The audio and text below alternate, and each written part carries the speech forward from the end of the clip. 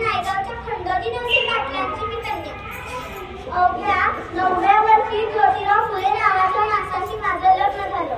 पण हळूहळू मला कळायला लागलं की ज्या माणसाशी माझं लग्न झालं तो काय साधा सुद्धा माणूस नाही, तर या जगाला उंड देणारा एक क्रांतिसूर्यच आहे.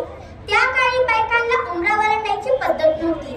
बाईच्या जातीनं कसं आपण बरं आपलं घर बरं घरातील माणसं, स्त्री पुरुष उच्च नीच असा लई भेदभाव होता.